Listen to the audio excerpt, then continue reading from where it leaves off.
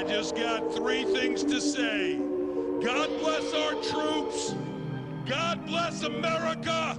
And gentlemen, start your engine!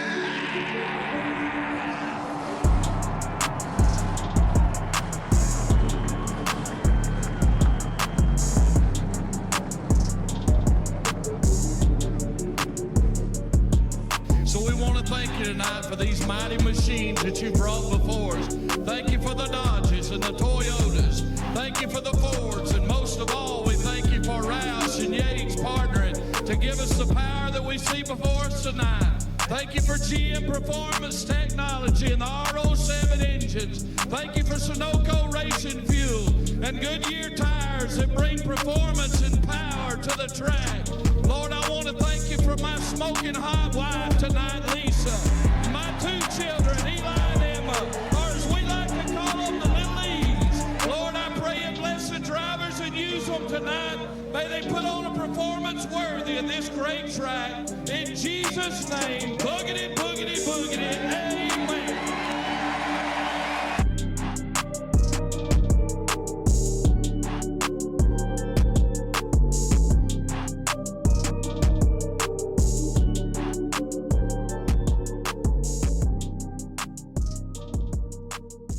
And welcome back, everybody, for another episode of RR After Dark.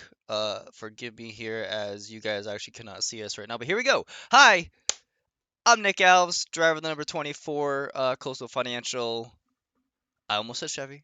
Ford Mustang. Joining me as always is Justice Murphy, driver number 12, all about bugs, Chevy Camaro, and my performance teammate Michael Bennett, driver the number 14 Slurp Sodas, Ford Mustang. Welcome back to another episode. It's episode 2 of the brand new season.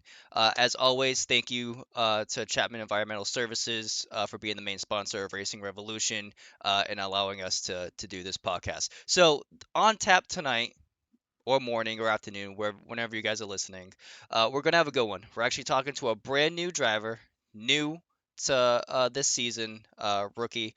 He actually has a actually very cool story to tell all of us, and something that we've haven't happened at all in RR so far. And then we're going to go into a little bit about Daytona, talk about another super speedway we're going to next week with Atlanta, and then get into a little bit more topics here with our guests. So without further ado, let's introduce our guest. It is Dustyn Reinstetle, driver number 11, U Pike Golf, Toyota Camry. Dustyn, welcome. What's up? How's it going? I said your last name right? You did. Thank Perfect. you. All right. Okay. So, Dustyn, uh, you're new to the league. You're a rookie, so we're not going to get into Daytona just yet. So calm down a little bit. I know it's a big topic for you right now. So let's talk out with this. How'd you get into iRacing? Uh, Probably like most of the people that started within the last 2 or 3 years. Seen it on TV when they were doing it during COVID, and I always grew up around racing and got my first steering wheel and pedals whenever I was probably 4 or 5 on PlayStation 2. Started that way, getting into it. I never raced with a controller on Xbox or any of that. I always had the wheel and pedals. And seen it on TV during COVID, and I'm like, hey, that looks pretty cool. Can't afford it. And then as soon as I got out of college, it was like right when I got a hold of a credit card, man, just bam, steering wheel, pedals, PC, VR, just whole 9 yards, and thought, oh, it's upgrades are over. I got what I want, and then now I've got triples, DD, load cell pedals, dedicated rig. Always find something to add onto it. Nice. So I heard from a little birdie that you also stream when you race. Is this true? I believe that the birdie might have been Matt, but yep, sure do. Sometimes I know the first time I joined a recruiting race, Matt told everybody in the chat that I was streaming, and I got kind of harped on a little bit because I didn't tell anybody. So I stream most of my races with letting everybody know ahead of time that I'm live. Um, but most of the time I stream, well, it just depends on where I'm at. Okay. Like everybody else, I wear my emotions on my sleeve. So in a league race specifically, I don't want people to go back and be like, "Oh, I barely tapped him and he lost his mind." Like I don't want that. So short tracks, I usually leave off the stream. Yeah, there's quite a few in here that do stream and they let their emotions fly without knowing who may be watching, but that's fine. So, us three probably know the answer to this, but for all the viewers and listeners out there, how did you find Racing Revolution? Well, I raced with Matt when I got in my very first league, which is actually one that I help admin on the weekends. And met Matt my first race ever in a league race. I pushed Matt to victory uh, at Daytona. So that was my first taste of, wow, I almost got that. And Matt's a pretty cool guy. So worked with Matt, and he actually went over the iRating cap and wasn't able to run in any of the other series because it was a different night. So kind of followed him to another league that didn't work out for really anybody, and actually almost all of those guys that we met over there over here now. So I raced some money leagues on Monday and Tuesday. Those are a little more cutthroat than usual that I kind of like, but they're fun. But I was doing on Monday, Tuesday, and Wednesday, and wanted to kind of get a break from that. So uh, got hooked up with Matt, seeing how much fun he was having over here, and when he said that you guys have full fields and everybody's cool, I'm all about it. Nice. So it's kind of like with me and Ben. We understand the feeling. You get that first taste of Matt, and then he never leaves you alone. Jokes, Matt. Jokes. No worries. All right. So last question before we get into the big thing, and I know the other two guys want to talk about this too. So, uh, I honestly lost my train of thought here where I was gonna go with this. Oh yeah, duh. How do you like Racing Revolution so far? Now, as two things. One, as a league as a whole, and then two, how do you like our rules and officiating? Because I know we do a lot of things different than most leagues. Uh, Definitely really enjoy the league. I like how active the Discord is. A lot of other leagues, people are only active either right before or right after races. But like today, for example, it was 2 o'clock, and instead of me doing work, I was watching, panda memes getting sent everywhere and all of that. So I've enjoyed it because it feels like you can talk to anybody in the league about anything you want to at whenever. So that's pretty cool. Uh, Rules, I definitely am the guy. Like when I say I admin in another league, like I always hate when people come in and something happens to them because they didn't read the rules and they get mad about it. So I got the penalty after the duels, and like my first reaction was like, wow, that's kind of harsh for it to be just pit boxes. And then I started reading into the rules. I'm like, it is literally highlighted, says that you got to do this. So I didn't get mad, didn't get frustrated. It helped, obviously, being qualified into the race already on speed to not get frustrated and kind of go from there. But it's just one of those things. If you don't read the rules, I mean, kind of deserve what you get. So read the rules probably 3 more times, and then right before the race, I was reading them, and Trevor came into the chat. I think you did too, Nick, and started reminding everybody about some of the bigger ones. So it definitely could probably quote some of the rules at this point. But yeah, I really like it. I like how fair it is. I've seen admins get penalties already through the first couple races. I've seen new guys like myself get them. They maybe, it sucks to get a penalty. Like that was my first ever penalty in any league. I've probably ran 200 league races now, and that was my first one that I can remember. But at the same time, like it did what it was supposed to. I didn't do it in the big race, so. Nice. So one last question, because I was hoping you're going to hit on this when you were talking about the rules, but you didn't. So I'm going to ask it, and then we can get into Daytona and have these other two guys chime in as well, unless they want to chime in when I talk about this one. How do you like the choose cone? Oh, love the choose cone. I've already brought it up in some of my other leagues. Like this is how easy it is. Obviously, it's not easy you got to go back and review the restarts for black flags that are cleared and stuff like that. Um, it's difficult on the admin and something else to do. But as far as like a racer, it's awesome to have the choice to be like the guys in real life and pick your line that you want to be in. Daytona, Atlanta will be the same way, following your teammates, trying to get in line with them, working some strategy in.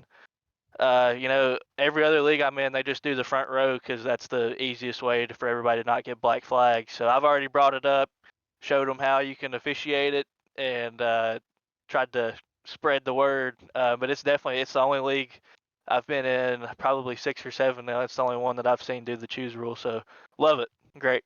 Nice. Yeah. So that's good to know. You learn things over here. You bring it to another league. Actually, Justice and I were watching another broadcast. We won't say it because we don't want to give them some spotlight here. But they were also doing the choose cone, but they were doing it a little bit differently than how we do it. If Justice wants to elaborate more on that one. That was one of the wildest things I've seen. That actually, yeah, I won't spotlight too much about who was doing that, but it was actually a guy that we used to race with was driving the choose car. So they had basically made it a multi-class and just one singular Porsche that was painted like white and orange, just pulled out on the track. They went each way, and then he went back in the pits. It was the craziest thing. I guess it wasn't a Porsche; it was the GR86. Yeah, the Toyota. Yeah. So, but it was one of the wildest things. I'm like, well, I mean, if it's effective, the thing I hated was it shows on timing and scoring, which is ugly, if you ask me. I think the way we do it is pretty effective. And if it was somewhere we didn't have room on the apron, we move it around as we have to. But as far as officiating it, just word of advice if you take it to the league you admin, Dustin. Whoever, I'm sure when y'all get an admin chat, somebody goes live in the chat, whatever. Whoever that is, have them set a camera. We literally just have a set camera, sits there, and after the race, we just watch each choose. Did they hit it? Did they not? And it's easy. It takes 20 minutes, once that camera's set at each track. So, Uh, but the yeah, it's the fun. o- the other fun fact is we set a camera for pit stops, and Hmm. that's how we caught you at the duels. Yeah, Great. so Good to know. we set a single overhead camera like the same way, and then we'll watch it just as a group. We'll just let it play through. That way, we have basically 12 eyes looking at everything going on, right? So you don't really miss anything, even though Daytona there's 40 cars pitting at a time, and it was kind of hard. But it was like when you're looking at it from that perspective over top, it's easy to go, that looked weird. Let's go back and look at it. And they may only have hit 3 boxes or 4, but it just looked weird. I know we can speak in a little bit about the actual penalties that came from Daytona and pit boxes, but and how we found those. But yeah, it was interesting.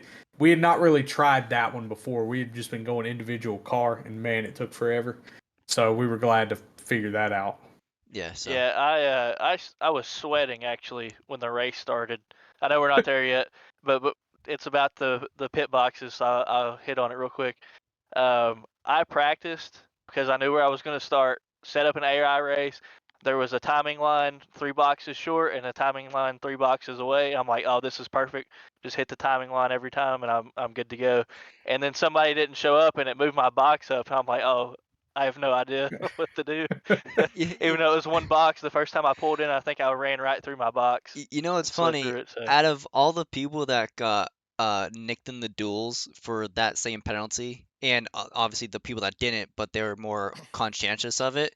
I, I think you and like 3 other people only hit 2 boxes. It was like a quick in and you're and that was it. Like you did not go through more than 3. It was actually pretty incredible to see the progression that people had from the duels to Daytona because it's same pit road, same everything. So Also helps that Daytona has like the third biggest pit boxes that we'll go to all year. yeah, And then we go to Atlanta, which has like the third smallest. So I would expect that to happen a few times at Atlanta, but we'll see. yeah. So all right, Dustin, Daytona. Uh, there's a reason why we brought you on first. Um, would you like to talk about what your Daytona experience was like? Also, by the way, listeners, this was his first points race. Just FYI. Take it away, Dustin. well, I actually showed somebody the broadcast today. I think I have the quote for your first technical win in the league. They asked me what it felt like after they, kind of talked about Tay receiving the penalty, and I just said they asked me how I felt, and I was like, weird. So I guess this is kind of like how Chase felt after Denny and Kyle got DQ'd at Pocono. Like, it's a win, it's cool, you get all the stuff that comes with having the win. It doesn't feel like I won. I would have been happy with second. I feel bad for Tay for sure, because I was coming out of 4. I was fully ready to just try to push him past Kevin as much as I could. Then we got 3 wide, but uh, Daytona as a whole was just wild. The one fast repair makes you feel like you have so much confidence until you get ready to lose it, and then you're back to trying to be careful again. I never had to use it. I actually had, I think, 26 incidents, and I never fixed any damage throughout the whole race. I just kept having these like ghost 4Xs when I was missing stuff, and maybe a bumper here and there that turned into a 4X, but nothing crazy. I missed all the big ones. I almost hit the jump in turn 1, missing it in the grass. But I hit that following Matt through there in practice and launched 30 feet in the air. So I kind of realized I needed to slow down before I got to that. But as a whole, it was great. Strategy, working with teammates, working with performance and Tire Slayer both. You got 8 guys out there. Or 7, not counting me, but you got 8 guys working together. It makes it pretty fun. Anywhere in the pack, you have somebody that can, let you in or help pull you up through a line. It definitely the more the merrier. And then like usual, we got down to the last restart, and hey, pick where you want to go. Try to bump somebody in front of you and get to the front. So it always kind of turns into that, every guy for themselves, but you still try to look for somebody that you've worked with the whole race, or that you can help out.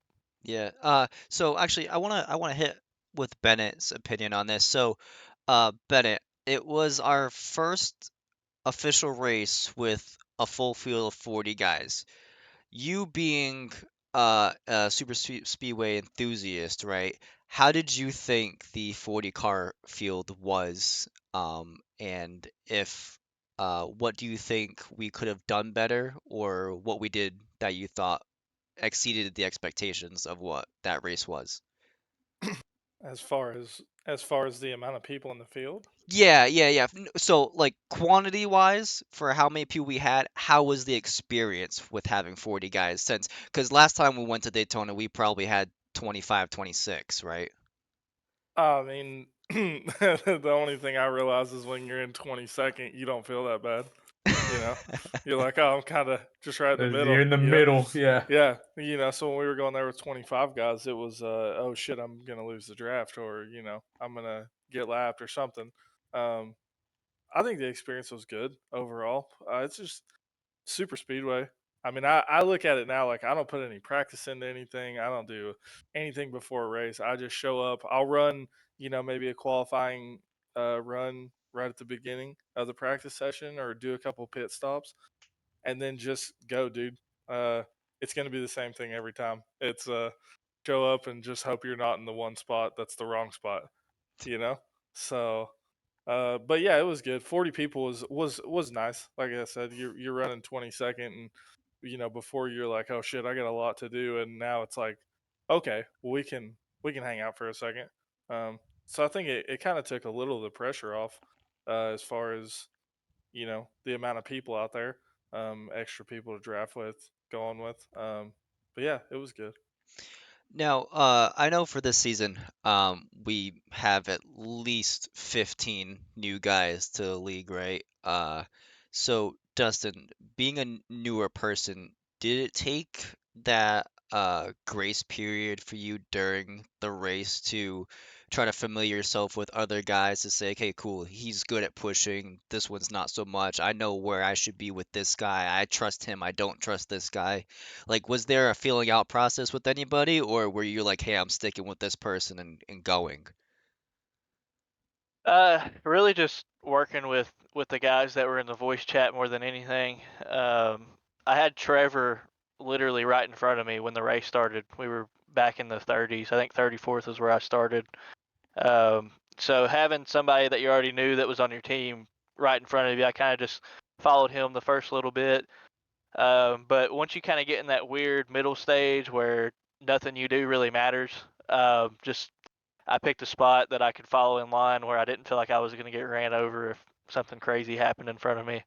That's usually my tactic. Sometimes it works out. I'm really conservative on things. But as far as working with everybody, I mean, there was really, there's a couple guys I was watching. I can't even remember who they are, but a couple guys I was like, man, I don't want to be, beside them when it starts getting crazy. But other than that, as far as telling rookies from guys that have been here a couple of seasons, it really wasn't anything that stuck out. Everybody kind of got along and seemed to run well together until we had the big ones. Yeah. Just random, small moves that turned into big ones. Yeah, absolutely. Now, Justice, unfortunately, this question comes to you for a reason. Since all three of us were successfully in the car for all 200 laps, I know you 100 unfortunately. laps. Oh, 100 laps, 100 laps. God. How was it from your point of view? Because I know you got out of the race pretty early, then you were basically like eye in the sky watching it from above. Yeah, I think taking it the portion of it I was in the car. You can definitely feel the difference in the energy, right, in the packs. Um, I know it. Thankfully, for whatever reason, my YouTube stream didn't fire up Wednesday night when I thought I was streaming. But the first thing that you hear in my team chat is, "What the is Nick doing? Why are we splitting the field?" Me? Because yeah, you were like a second and a half off of whoever was in front of you. Jacob wasn't on behind me. I couldn't. So Because there was a Yeah, big he wasn't checkup. getting pushed. There was I'm a like, big you gotta checkup in the push him. beginning. I'm like, you gotta push him. But it felt different because we immediately. I mean, I was EOL'd from what happened in the clash before the duel, so I got EOL'd at the start of the race. So I was in the back. But I mean, I hopped to the top line because it was like Nick's not dragging us anywhere. Then we got to you, and I'm like, well, I know why Nick's not dragging us anywhere. He's not getting any help from behind. So the top line, though, was able to just get a run. Unfortunately, right as we're catching the pack, right, the wreck happens with a pretty dumb move. I mean, to be quite honest, that's probably a harsh thing for me to say, but there's a reason you don't see them in real life take three cars to try to block a lane, right? Let the lead car block the lane, stop the run, and then let him jump back down in front of you. I understand your teammates, but just a dumb move to try to use three cars to block, and it ends up wrecking, I don't know, 15 cars on lap 7. But yeah, I effed up, used my fast repair when I didn't need it.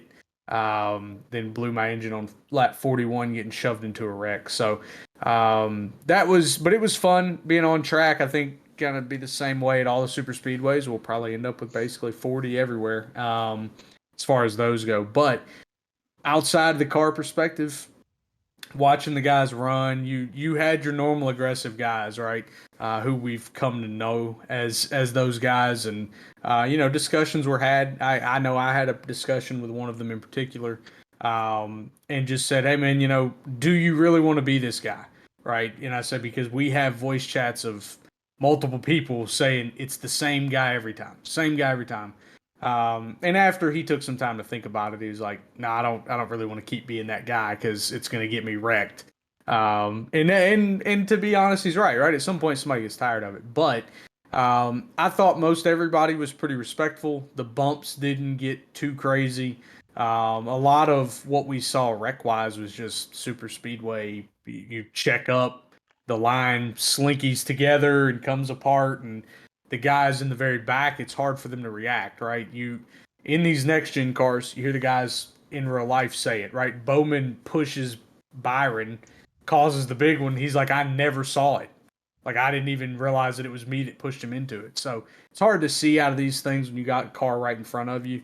So that's a lot of what happened. But I thought it was a good race, to be quite honest. You just get your normal super speedway stuff. So I thought the guys put on a great show. Obviously, sucked for Tay. I unfortunately had to go have that discussion with him, just he and I. And that was kind of a lonely feeling, I'm sure, for him. But you get Dustyn come out on top as a rookie winner, which is pretty exciting. But yeah, I think we'll have a fun one at Atlanta. We're gonna get the same deal. It'd be really fun to watch. I Hopefully, I think don't wreck out.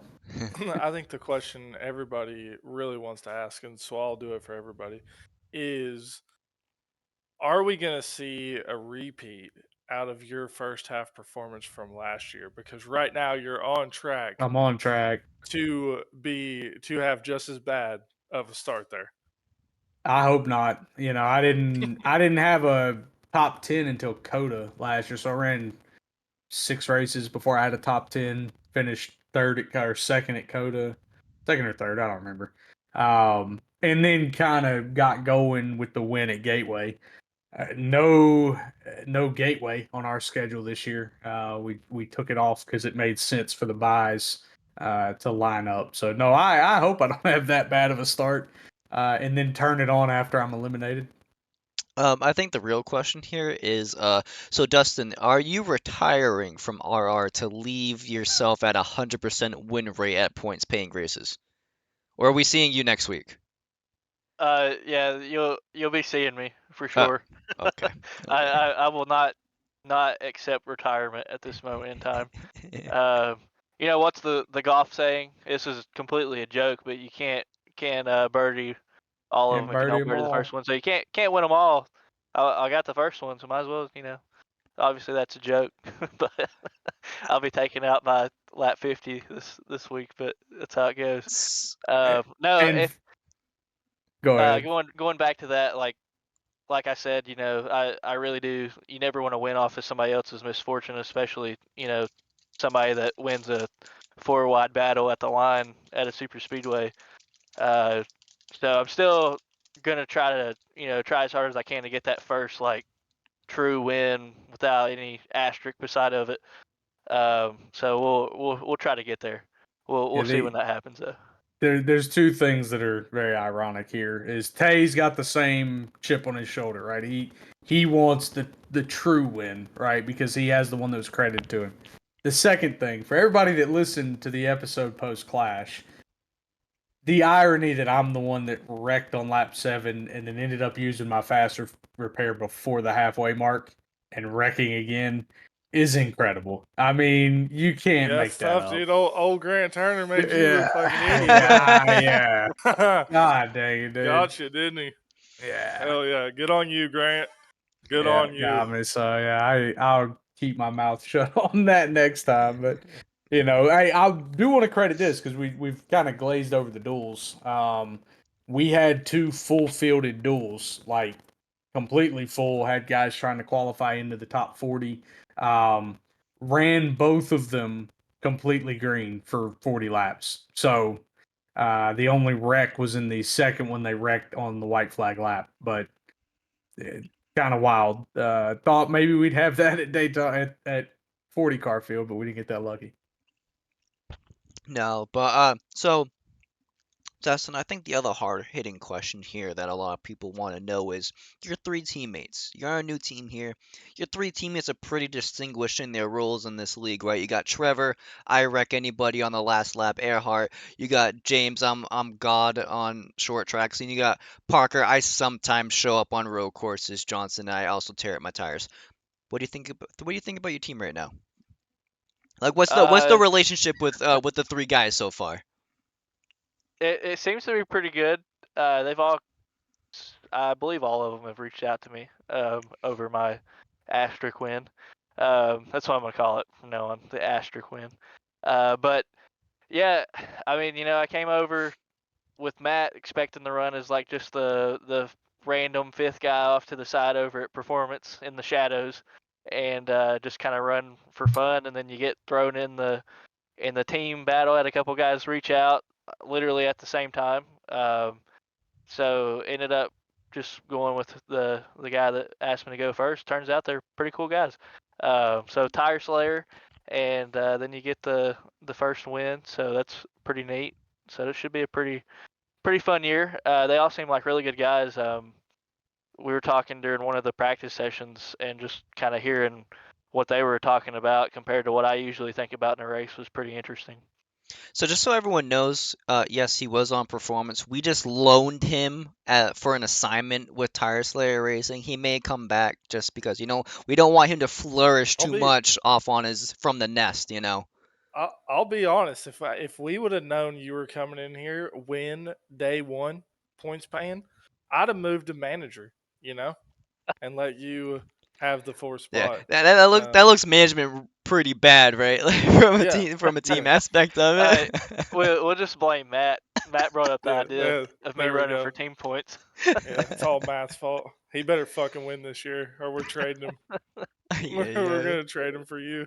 Take you back. Oh gosh. All right, so I know we talked about it. Obviously, you won. The other thing I wanted to hit on here that I didn't put on our topics is why you were credited with the win. So I'm gonna shoot it up to the person that is the go-to guy to talk about this. All right, I got Bennett, the. yeah. Yeah, yeah, yeah, hey, Yeah. yeah. I was hoping he knew I Oh was talking man. about him. Oh man. Yeah, so I assumed me, but Yeah, yeah. yeah, so I was out of the car when the infraction itself happened, but we had this whole discussion literally last week about what do we want to do when we have an admin that's out of the race? How do we want to handle that? And it was pretty cut and dry. We don't want to just go to people and go, "Hey, serve this penalty now." We allowed that in the duels mistakenly, and we decided that wasn't going to happen again. But yeah, Trevor keyed up. I didn't see it immediately. Trevor keyed up, said, "Hey, I think Tay did this incorrectly." So immediately post race, I went. Nick, you were already in admin chat, but I went and I went to Rob's team. Just said, Rob, we need you now in admin, like right this minute. Went and found Kevin in the waiting room, and the waiting room, of course, it triggers people because you've got Kevin, Dustyn, Tay all in there, right? They're waiting to get interviewed. I'm like, hey, Kevin, we need you like right this minute. Um, so Kevin comes in, they pull Dustyn up and into the booth, and I'm like, we've got to get this quick. So we go back, look at it, lap 55 or 54 coming to 55 restart. Um, the way that the rule works, if you're not caught up to the field, which is within basically 10 car lengths of the field and at pace speed, you don't get to choose. If you're a lap down or lucky dog, you don't get to choose. You just file straight to the bottom lane. And when I talked to Tay, Tay said I was just following what iRacing told me and didn't. It just completely blanked that rule. He went to the high side, past probably 8, 9 cars, something like that. Mhm. Crazy part is that restart, literally, there was a wreck he was involved in, but comes back from it, crosses the line first, and we figure out what's going on. Unfortunately, it was just an L1 penalty, and the way the rule works, if the winner gets an L1 after the stage, after the stage, if they win the stage, they would abandon their stage points, but if the winner gets an L1, they forfeit the win to second place. Playoff points, playoff eligibility, all that goes to second. So had to get to the booth very quickly. Rob jumped in there and got the booth notified of, hey, Dustyn's been declared the winner unofficially, pending any further review. I had to pull Tay aside and go, hey, Tay, unfortunately, this is what happened, but hated that for Tay. Tay took it on the chin, took it really well. I know he'll listen to this back. I cannot say enough for how well he took it, understood, just said, hey, you know what? Y'all, you're dead on. He said, I didn't even think about it. And so he took it really, really well, considering what's going on. But I told him this in general, kind of said it to everybody. I expect him to win, just like Nick said. I think this was big for him getting over the hump mentally, to get across first. Even though he's not credited with the win, he is going to win because of this. This pushed him there. Yeah, absolutely. So the one thing I thought about really quick, Dustin, obviously, I'm the media guy, so I do all the Facebook posts and stuff. And as I'm like getting ready to schedule your post to go out to declare that you're the winner, I had this thought in my head. I'm like, I have to ask him on the podcast. in your mind, right? Probably not in the moment, but did you feel like Cal Naughton Jr. from Talladega Nights when you were declared the winner? Uh, no, like I was saying, my quote that I've been showing everybody, they ask how it feels. I'm like, it's just weird. I'll stick to my previous comment Yeah. of All my right. second place finish. Yeah, sure, we'll go with that. Cal Naughton Jr. Yeah, no, like that's what I was saying. Like, kind of feels like the whole chase thing. Like, Hmm. don't really want the trophy, but the other guy doesn't want it because it leaves a bad taste. But I don't know. It's just one of those deals. So I'm gonna take a little bit of hosting duty here because I want to ask Nick a question. Yeah.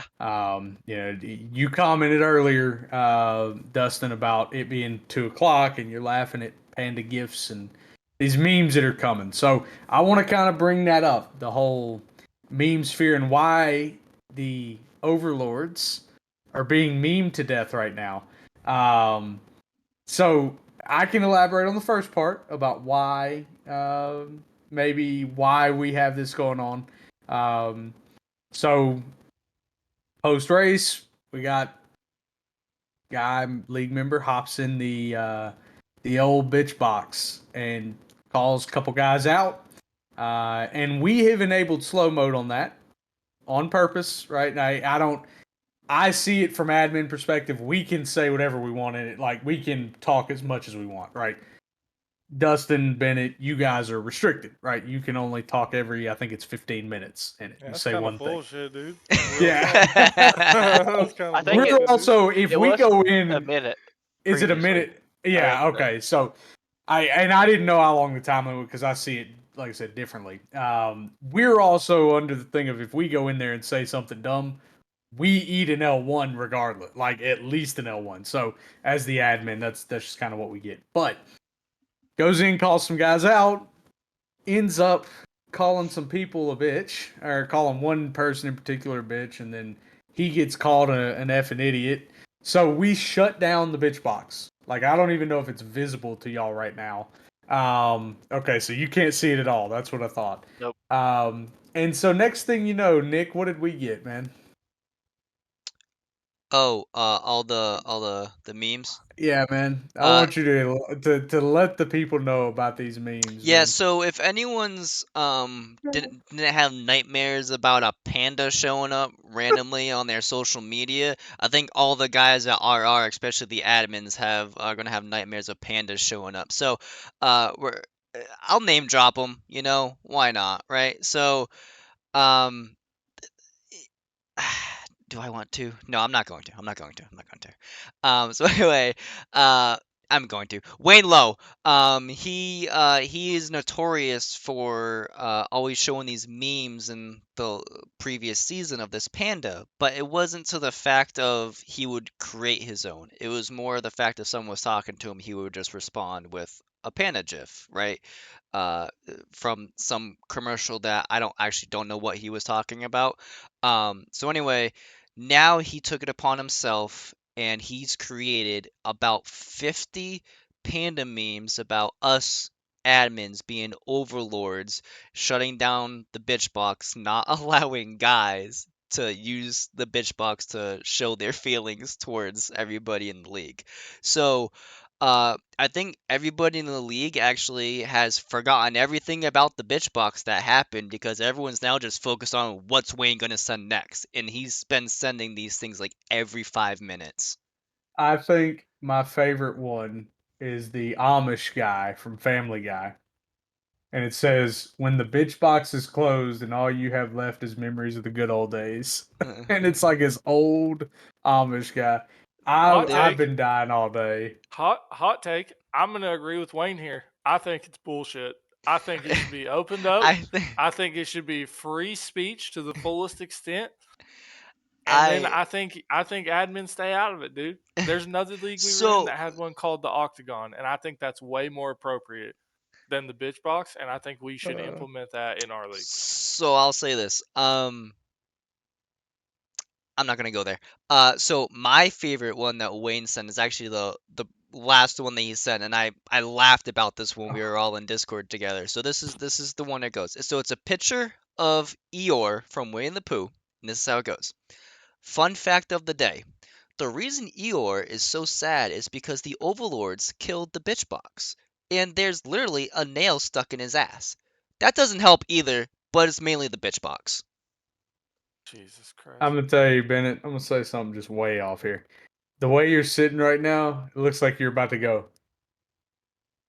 Looking like Dude. sketch, dude. Yes, Dude. there it is, dude. Uh, But off topic. Hey, do you know who Sketch is, Dustin? So I do as of like yesterday Oh, really? because one of my team captains on my golf team um, came into my office, and so every year there's always something different that the golf team like picks up. Like when I was a player, there was always some kind of noise or some kind of saying or something that we always did all the time to make our coach mad. Mhm. So this year they literally to the T mocked this guy. And I've always been like, it's too annoying. I don't want to see it. So finally the other day, I'm like, you know what? I'm gonna make it not cool. Like, let me see it. Show me a video. And it was like the most hilarious 2-minute video I've ever seen in my life of just highlights of Yeah. his stream. Tuesday. Tuesday. Yeah. Oh man. It- Uber. There's a lot of Yeah. things that we can't say on here that he Yeah. said, but if you guys are interested, just look up Sketch funniest moments, and you'll. And look up the stream with Vontez Perfect. It is some of the funniest things I've ever seen in my life. Oh God. All right. So Dustin, we opened up the season at a super speedway.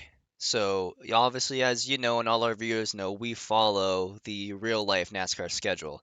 How do you feel with opening up the season at a super speedway and then going right back next week to another super speedway? So in real life, when they released the schedule, I said that was the dumbest thing I've ever seen. But it's also kind of unique because it gives, anybody can win at a super speedway. Everybody's got a chance. It gives that factor 2 weeks in a row. It also gives the factor that you can really put yourself in a hole 2 weeks in a row and be behind the 8 ball right off the bat. Hmm. So it's kind of interesting actually. You kind of have to think long term in the race, and not just go crazy for 2 races in a row. You kind of have to think about, if I get wrecked out early and then use my fast repair and then get wrecked out again in 2 weeks in a row, you're 50 points behind the cutoff line right off the bat. It's not hard to overcome, but you're 50 points below it right off the bat. That's sucks. Now I'll, I'm gonna I'll, ask you. I'm oh, gonna ask you go ahead. something crazy. This is crazy, crazy to think about. So the way that our points lock in works, the first three races get scored off of the final top 25 last year. Those guys are all on provisionals. You win on Wednesday night at Daytona, but there's still a chance if something crazy happens that you don't make the race at Atlanta on speed. How crazy is that? Like It's how crazy is that feeling? So I was thinking about that today. Um, Before last week, I've never actually ran practice laps at a super speedway. I always join in. I already know what my settings are going to be, and then what I do is I run like 2 laps right next to the wall to kind of get locked in to say, or just get used to running like my consistent line, holding the wheel straight. Last week, I think I put almost an hour and a half in before the race of just running hot laps, trying to figure out qualifying, how, these guys are beating me by 2/10. There's obviously some kind of secret. So for Atlanta, I'll be trying to do the same thing. I mean, people say that you just run, up next to the wall, come down to the line, and then try to hit a hot lap in the first lap or second lap, whichever one you prefer. But there's kind of an art to it, really. There's definitely some ways that the same guys are always in the top five. Every league I've ever raced in, you've got the same super speedway guys that know something that isn't common knowledge. So just trying to find that. I'll be doing the same thing for this week for sure. But yeah, I definitely thought about it earlier today whenever I was watching the meme festivities in the chat, thinking about what I'd do if I didn't make it. So it's definitely a possibility, but having the win also sort of helps. because I feel like I'm fast enough as the season goes on that I hopefully don't have to worry about not being in the top 40 cars.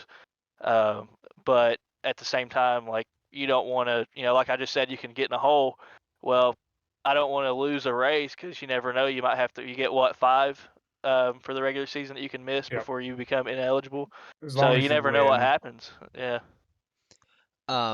So I'll give you another additive to this. So Bennett can actually attest to this. So us as a team, right? Like you were just touched upon, you can literally not you can be 2/10 off a guy or even 200ths off of a guy for a super speedway qualifying. That's the difference between like 1 and 20th, right? So what we do as a team is we'll privately go in and we'll work on like the day before, the 2 days before, qualifying on the same like set up everything to make sure like who like we all do different lines, figure out what time is the best. Obviously, whatever the best time is, we run with that, right? And it's different too. It's weird. Like with the super speed, I'm not gonna say exactly what we do, but you mentally and physically have to do different things each time you go out for qualifying to see what the best time is going to be. And then like I don't know how you did it for Daytona, but I know you were up there with me and Maddie, so whatever you did worked. And then so me and Bennett did the same exact thing, right? And I was explaining to him because he was wondering why he was 2/10 off from what me and Maddie ran when we were doing the dual qualifying. And I was explaining it's literally like if your hands are like this in the corner, like turning the wheel, you have to make sure the wheel is staying like this because if you just turn it just a little bit, it scrubs so much speed for no reason. That's the difference between getting a pole and starting in 30th place. So, Yeah, every time your hands move this much or this much, you're scrubbing thousandths off. And if you do this 4 times in the corner, you're suddenly 200ths off. If you do it 4 times in each corner, you're suddenly a tenth off. I mean, that's how wild super speedway qualifying is with fixed setups. yeah. Um, another additive to this whole thing, right? You touched upon it obviously already that you have the win. Are you so not so just obviously said it. So it's 3 races, right? Until we do the top 25. If you actually I don't even know this question, so I'm actually ask Justice first. Hypothetically, right? If Dustin does not make this coming week's race at Atlanta, right? And then for some reason has a either doesn't make Vegas or has a bad Vegas race, right? And he's outside the top 25 but still has the win. He does not get guaranteed. Oh, sorry, it's 35. It's 35 right after the third one. Or is it 25 still? Top 25 still. Okay. Mhm. If he's outside the top 25, right? But he still has the win. He still has to make sure he qualifies in. Even though he has the win, he's not guaranteed to get in, correct? That is correct. But I would venture to say that because he gets what did you get stage points, Dustin? No, No. I stayed around in the back the Even whole time. still, 35 points is going to put him in the top 25 after Vegas. I would say you're probably going to need to have somewhere around, gosh, I don't know, 18 to 20 points, I would think, to be in the top 25 after those 3 races, just because it's full field, right? So Hmm. there's definitely going to be some guys that made Daytona that won't make Atlanta. Guys that aren't locked in. So those guys, you got to think if they got 7, 8, 9, 10 points at Daytona, they're now going to get none in Atlanta, and there's going to be some guys that get a few points. So I would say you're going to need about 20 to make it in the top 25 after Vegas. So with 35, he should be good. And then you just could turn those 2 races into drops, right, of your 4. Yeah. So wouldn't be too big of a concern at that point. But yeah, it's just a weird thing we have because the same thing could happen to the Atlanta winner, right? The Atlanta winner could win the race, not have race. So let's just not. This probably isn't going to happen to this guy, but let's use him as an example. Tyler Harrison, right? Doesn't make it to Daytona because he didn't make the duels, right? So he didn't get in at Daytona. So he doesn't race Daytona, 0 points. Wins Atlanta, doesn't make the race at Vegas, right? Which is not likely. He's probably going to make the field if I had to guess. Excuse me. But he could win Atlanta and then not race Vegas. So you have that weird conundrum for the first 3 races, and then after that, it should handle itself. So we go to another super speedway. It's totally different from Daytona. Michael Bennett, how do you like Atlanta Super Speedway? It's all right. I'm pretty sure, and Justice, you can correct me. I'm pretty sure this is where you and I uh got into it with Wayne going below the line, wasn't it? Yes.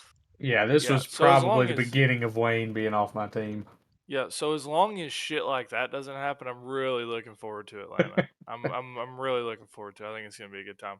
Uh, other than that, it's the same thing, same outlook I have on any other super speedway race. I'm not gonna practice. I'm gonna show up right before, mess around in the session.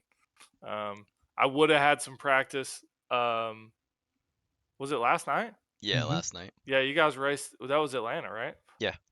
Yeah, I would have had some practice last night, but we had a qualifying problem. This is the second time that I've trusted my team captain with everything in me, and it's fucked me. So, It was all of us. um, it wasn't. It was, but anyways, you're gonna take the blame for it. Would have had some practice there. Didn't. Had to sit there and watch my 3 teammates finish 1, 2, and 3. Contemplate whether they should have kept Dustyn or not. You know. Um, yeah, it's same thing as any other super speedway. Just gonna show up. Anybody can win. Try to stay safe the first 95% of the race, and hope you're there with the spot at the end. So Yeah, I'm going the to speak Go real ahead. quick, Nick, to an advantage we have with Atlanta on iRacing versus like IRL. Is for us, the surface doesn't age as quickly, right? iRacing may not rescan that surface for another 3 years, right? But the guys, if you listen to Denny's podcast, Corey, um, any of those guys, William Byron has talked about in a few interviews, that surface is aging. Bubba Wallace said it as well. It's aging, so they're starting to not be able to just run it like a normal super speedway, right? For us, we'll be able to run it that way probably for another 2 or 3 seasons. But just something crazy because I know Bennett's talking about you tag it like a normal super speedway. At some point, we'll get the aging surface as well, and it's going to start to run just like old Atlanta. Yeah, actually, the one thing I noticed yesterday, and obviously we all noticed last year, is when you're at Atlanta Super Speedway, right? The first 10 laps or so, you can basically run full throttle if you're one of the leaders, right? Everyone behind you obviously is running 75 or half because of all the checkups and stuff. But after like lap 12 or 13, especially if you're on the bottom, your tires wear bad at Atlanta Super Speedway, and it just makes you want to slide up in the corners on corner entry. So you have to manage off throttle, dragging the brake a little bit. So it's a little bit more technical than Daytona is. But the one cool thing I noticed, and Bennett can attest to this, he saw this happen many times yesterday.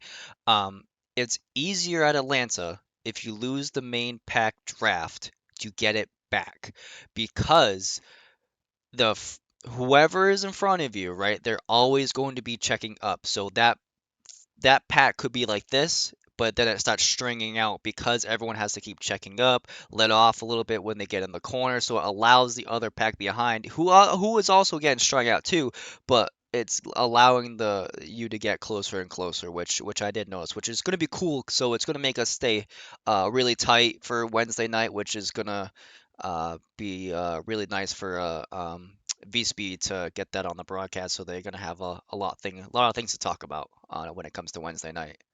Will be very hard to pass for that exact reason.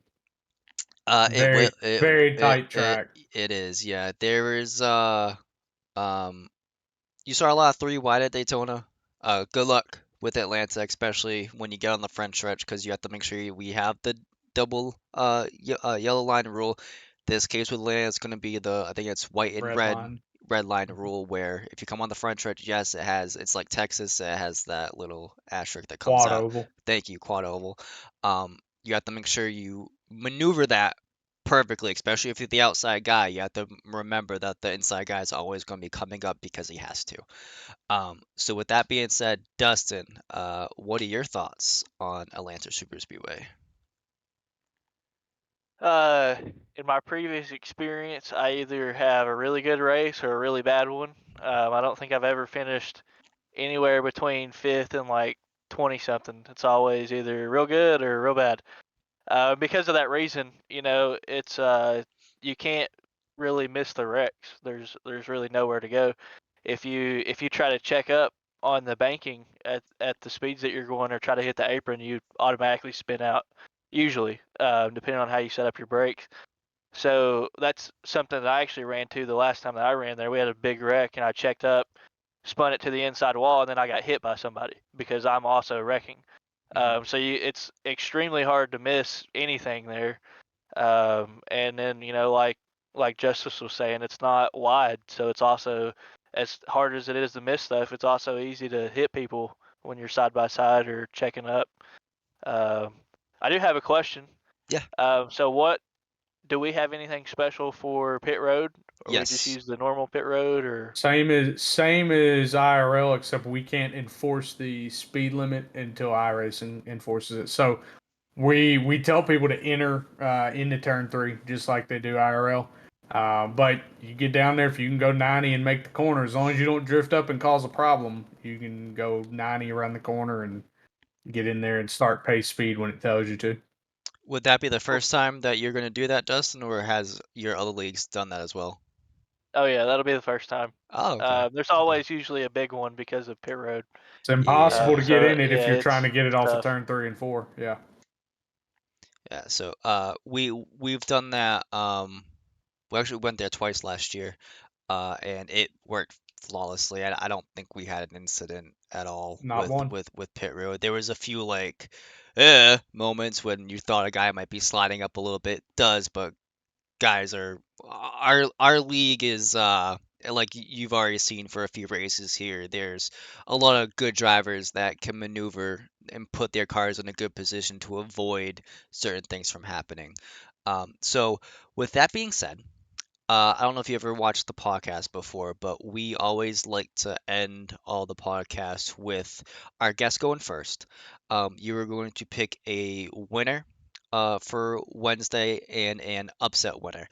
Both cannot be yourself, and then after someone picks a said person, no one else can pick that same person. So we'll have 8 names said tonight, obviously 4 for a winner and then 4 for upset winner. And when I mean upset winner, I don't mean I mean like, oh, like you wouldn't think this person would win, you know. So not to say they wouldn't, but you get my drift. Didn't we come up? Didn't we Yeah. come up with a name for it last year?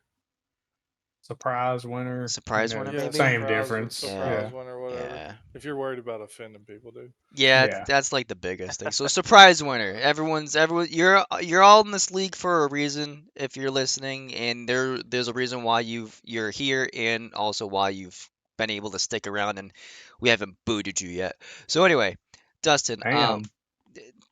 just to be laying it Tough, loosey dude. goosey, man, you know. It's Any, tough. anyway, Dustyn, you may not know a lot of guys in league, so if you need like a minute or so, if you want, you can go to you can probably go to the standings and or the numbers section, and you can find like the roster of everybody. Already on it. I was gonna say I seen you intently looking at the Yeah. screen. Yeah. I can already tell that's what you're Yeah, doing. because He's like, click. the thought already hit that like I only know probably 3/4 of the guys by now, Yeah. um, or at least know the names and numbers. So I definitely already have it pulled up. Okay. Before I make my pick, I do just want to say real quick. I know I'm as one of the new guys, people probably don't know how to handle me yet. So one thing that I always do, if there's ever any kind of contact that I cause, or even if somebody has contact with me, I'm always going to message somebody. So anytime we have a run in on the track, just expect something from me, whether it's my fault or not. I'll reach out and just say, hey, you know, didn't mean for this to happen, or like sorry this happened, and hopefully it didn't ruin this or this.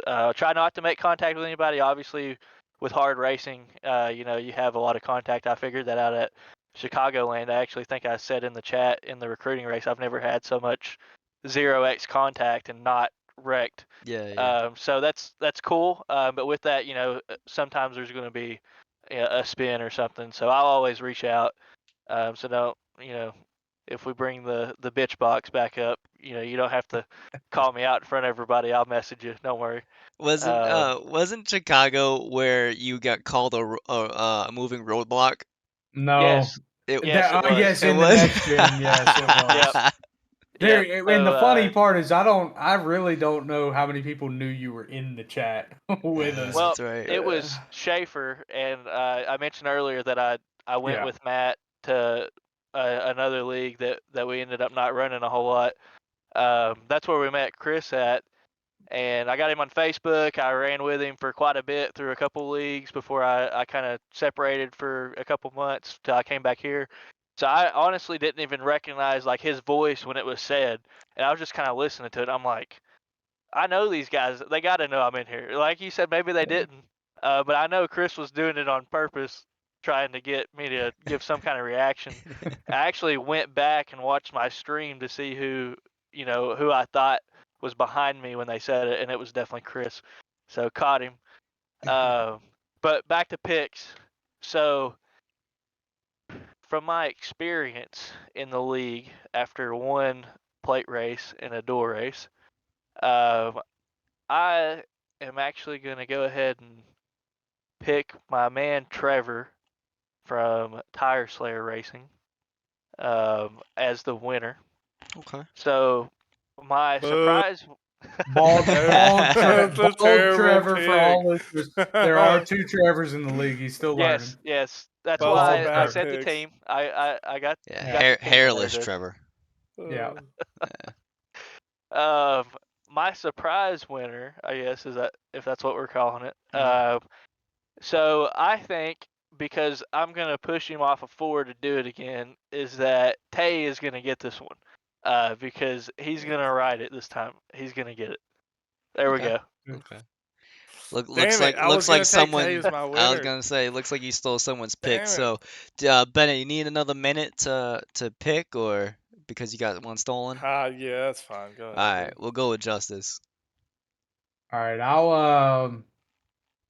I'm gonna take a winner that's probably gonna shock some people when I pick him, but I think he's definitely gonna put up a chance at it. And I'm gonna pick our Canadian friend, Mr. Alex Berube. Alex is got a knack for putting himself in the right positions.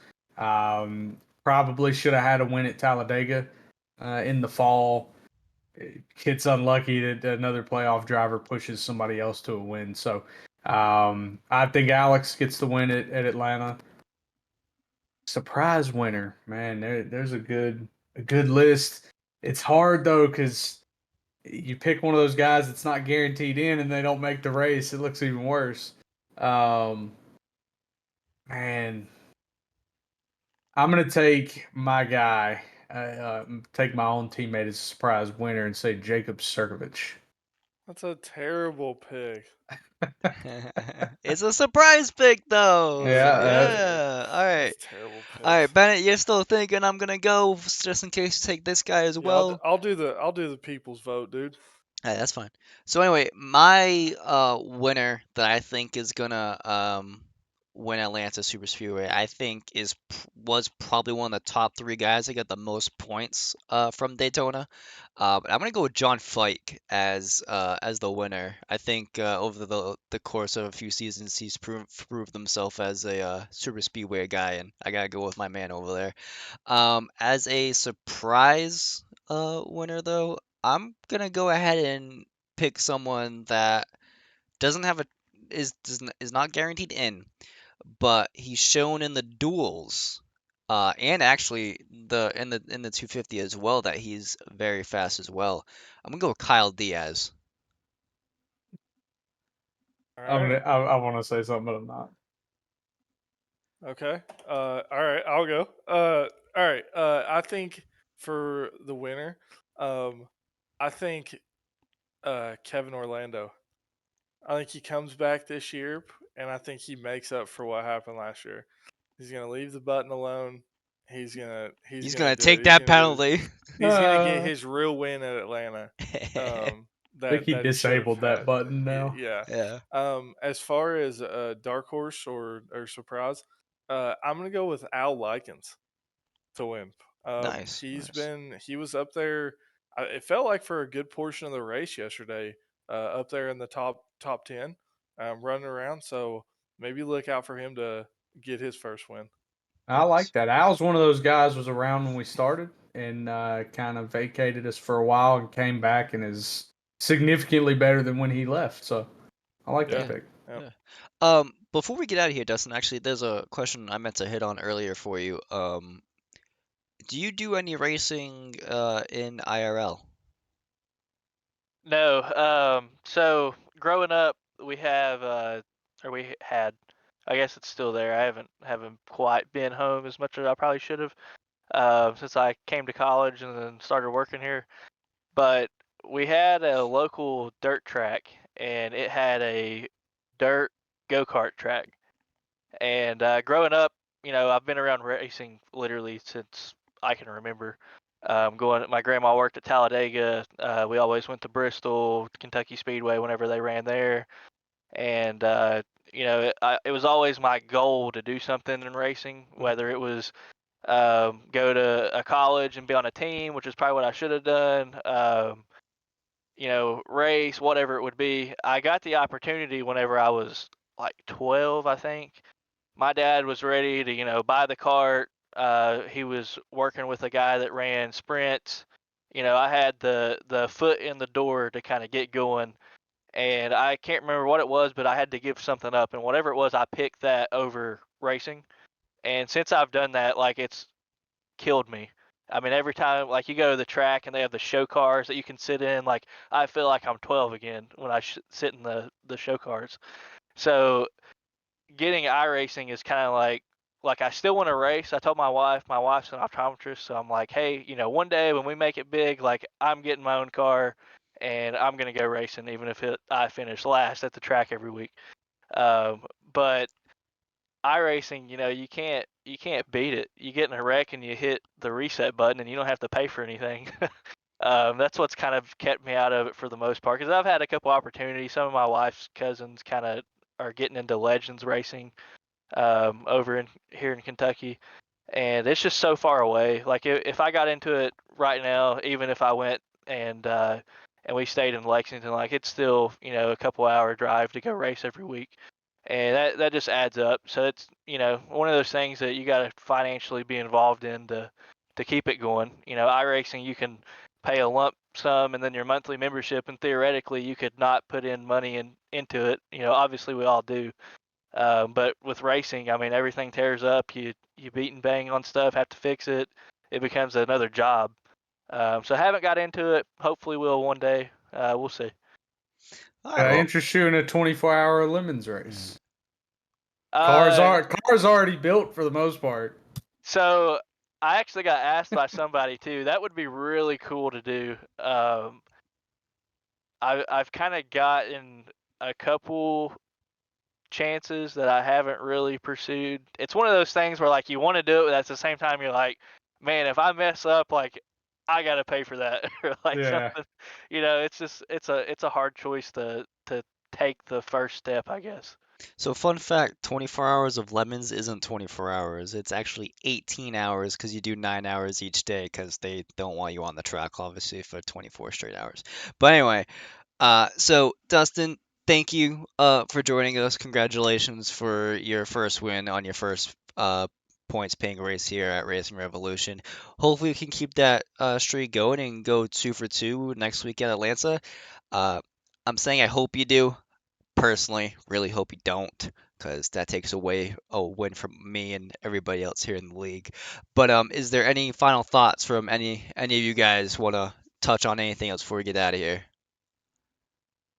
No. Good luck Yep. next week. Hope you go 2 for 2, dude. That'd be a record of the league. So nobody's come in and won their first 2 points paying races.